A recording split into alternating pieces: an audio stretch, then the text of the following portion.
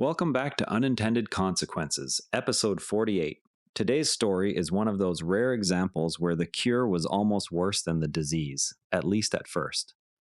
Mao's China exterminated sparrows to protect grain harvests and instead unleashed insect swarms that deepened the Great Famine. In the spring of 1958, residents of Beijing's Hitongs rose at dawn to bang pots, gongs, and anything that made noise. The goal was simple: keep sparrows from landing so the exhausted birds would fall from the sky. Within months, the same scenes played out in villages across Hebei, Shandong, and Jiangsu. The campaign had been designed to increase grain yields. Instead, it removed a key predator of crop-eating insects and helped set the stage for one of the largest famines in recorded history. The Four Pests campaign emerged inside the Great Leap Forward. Mao Zedong launched this 1958 drive to transform China from an agrarian country into an industrial power in just a few years.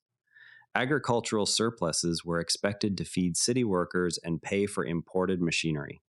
Sparrows appeared on the pest list because they consumed grain seeds and ripening crops. The other three targets were rats, flies, and mosquitoes.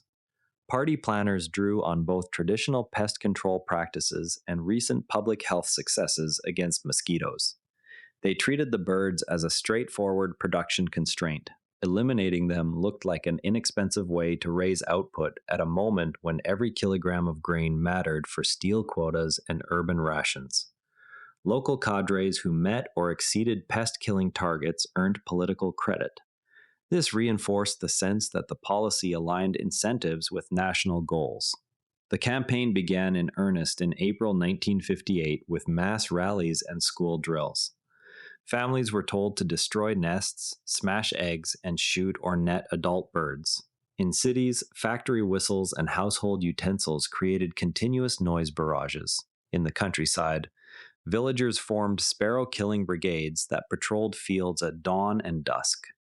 Official reports from late 1958 and 1959 claimed hundreds of millions of birds killed in a single province.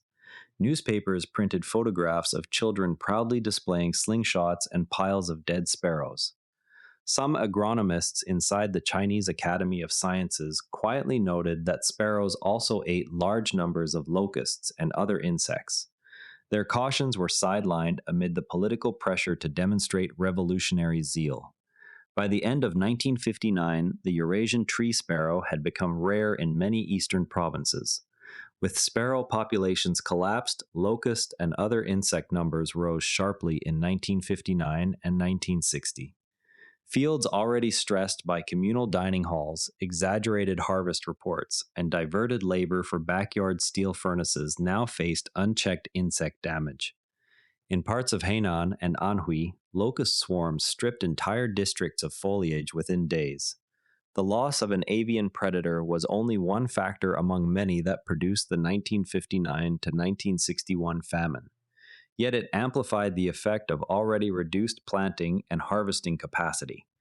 Provincial health reports from 1960 describe sudden spikes in crop loss attributed to insects that had previously been kept in check.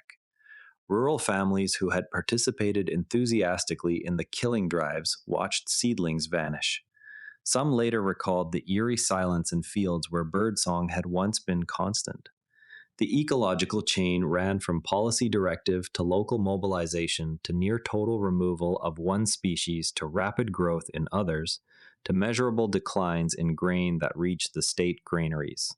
Because the same political system discouraged honest reporting of shortfalls, the insect damage remained invisible in official statistics until the crisis was already widespread. In March 1960, the central government quietly removed sparrows from the Four Pests list and substituted bedbugs. Some provinces began importing sparrows from the Soviet Union and Mongolia to restore populations, though numbers recovered only slowly. The policy reversal did not halt the famine, which continued until agricultural reforms and grain imports eased conditions in 1962. In later decades, Chinese ecologists and historians documented the episode as a textbook case of single-species intervention.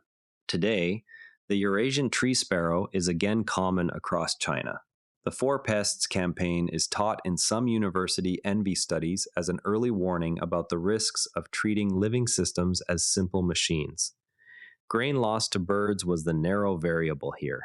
It also illustrates that political pressure to demonstrate immediate results can suppress the very information needed to correct course. When designing any large-scale removal or incentive scheme, it helps to ask what else the removed element was doing and whether the system contains feedback that will reveal mistakes before they compound.